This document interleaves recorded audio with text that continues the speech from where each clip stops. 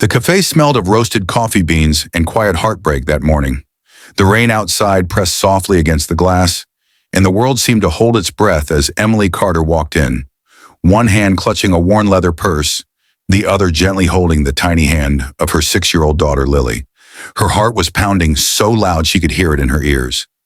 Today wasn't supposed to happen this way. She had promised herself she would never bring her daughter into something so uncertain, so fragile. But she had no choice. This was the only chance she had left to make things right, or to finally let go. She spotted him almost immediately. Daniel Hayes, the man she once thought she'd spend forever with. He looked older now, maybe a little tired, but still carried that calm confidence she had fallen for years ago. His hand rested on a coffee mug, untouched. His eyes met hers, and for a second, everything stopped. Time folded into itself.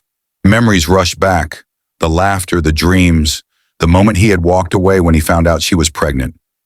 Before you continue, if you believe in kindness, forgiveness, and second chances, please take a moment to like this video, share it with someone who needs hope today, and subscribe to our channel for more real, emotional stories that touch the heart. Emily hesitated, then guided Lily to the table. The little girl climbed onto the chair, swinging her small legs, completely unaware of the tension slicing through the air. Emily tried to steady her breathing, her fingers trembling as she placed a napkin on her lap. Daniel's eyes darted from Emily to Lily, confusion flickering into recognition. Then something deeper. Guilt, maybe even regret. The silence was unbearable. The rain tapped against the window like the ticking of a clock, counting down the seconds before one of them finally spoke. Emily took a deep breath. She had rehearsed this moment 1,000 times in her mind, and yet now that it was here, every word seemed too small. "Daniel," she began softly, "this is Lily." He froze. His lips parted slightly as though her words had pulled the air right out of him. For a moment his eyes softened. He saw himself in the shape of Lily's nose, in the shade of her chestnut hair. He looked down, his voice barely a whisper. "She's mine." Emily nodded, her throat tightening. "Yes, she's yours."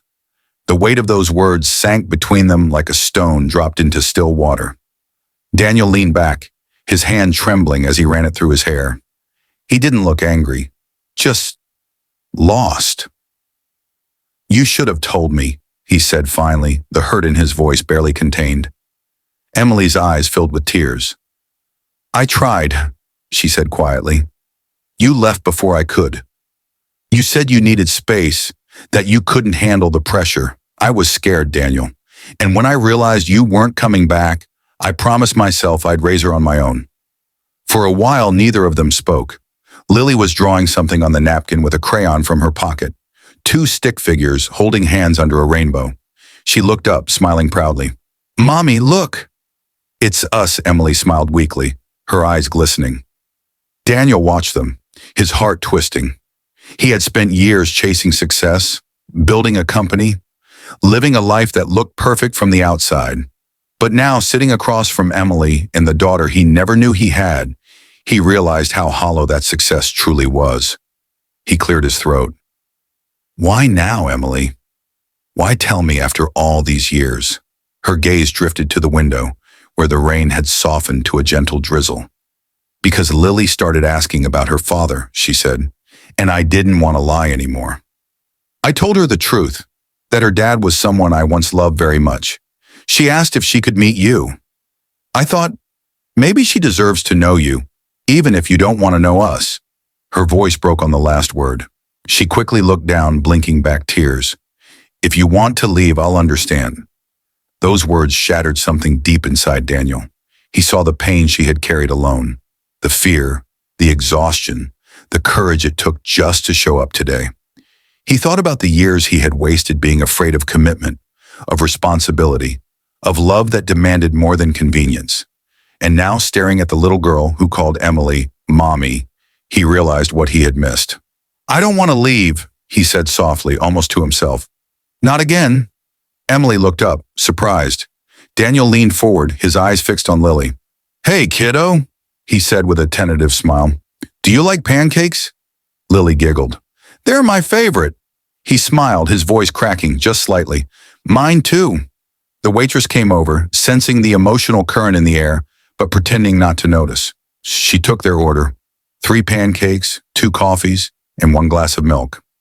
As she walked away, Emily exhaled, her body finally releasing the tension she'd been carrying. They talked quietly as the food arrived. Daniel asked about Lily's school, her favorite colors, the stories she liked to read at night. Emily watched them, her heart aching and healing all at once. She hadn't seen him smile like that in years. For the first time, she saw not the man who left, but the man he could have been, and maybe still was. As the morning went on, laughter began to replace the silence. Lily told Daniel about her stuffed animals, about how she wanted to be a superhero nurse when she grew up so she could fix broken people. He listened intently, tears welling in his eyes at her innocence. Emily just sat there, her heart full and fragile, wondering if maybe this was the start of something new, or just a moment that would vanish when the check came. When Lily went to the restroom, Daniel looked at Emily. His voice was low, sincere.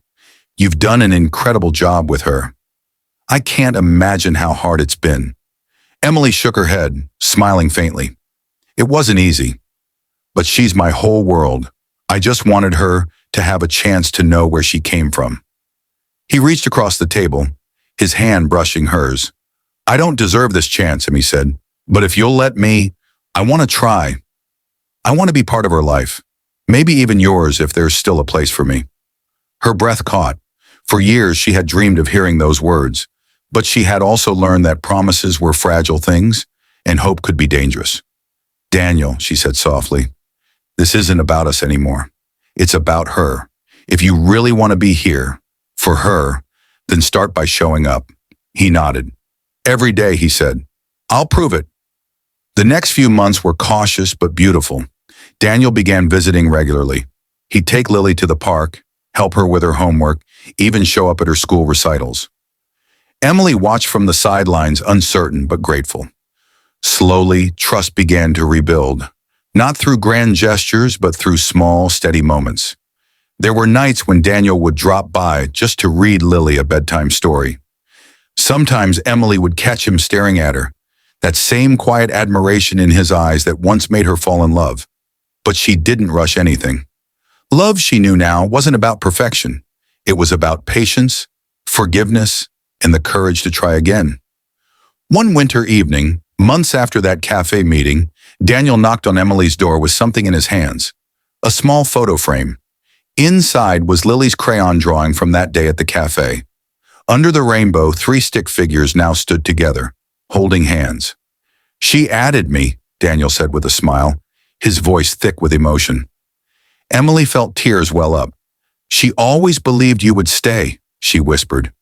He took a step closer, his voice trembling. And I will. For both of you outside, snow began to fall, soft and silent. Inside, 3 souls who had once been broken began to heal together.